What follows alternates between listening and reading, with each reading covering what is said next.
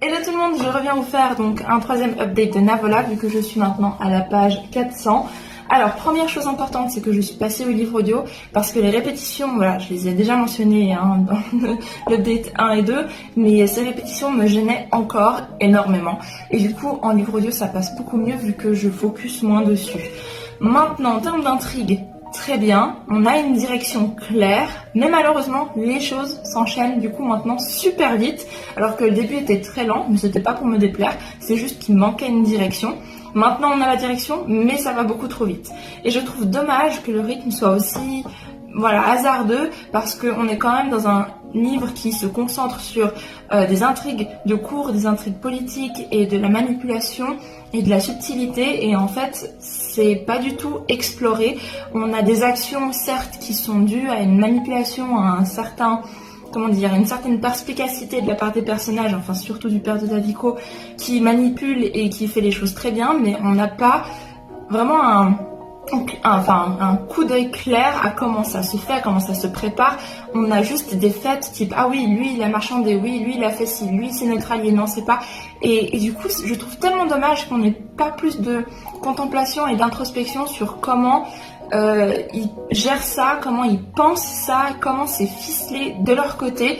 On a juste entre guillemets les résultats et je trouve ça tellement dommage, ma foi. Ensuite, on a eu, donc je vous ai dit un plot twist, je sais plus si je l'ai dit, mais on a eu un petit plot twist et c'est passé très très vite.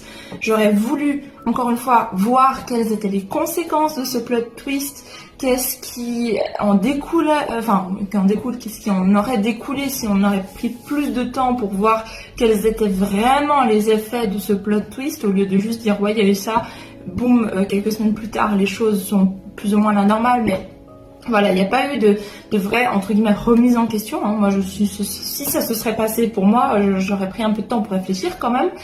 Et voilà.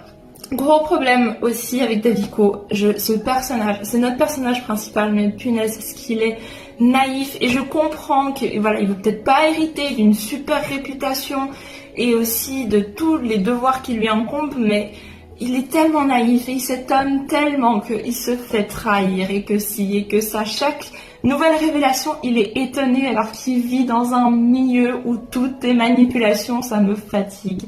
Moi j'aimerais que Daviko soit beaucoup plus intelligent, je suis désolée, mais je préfère lire des points de vue où les gens sont intelligents que trop naïfs, parce que voilà, c'est pas très satisfaisant. Après c'est peut-être juste moi, mais voilà où j'en suis. J'espère que cette dernière partie sera bien et que ça va bien se terminer, de manière intéressante en tout cas. Des bisous, ciao ciao.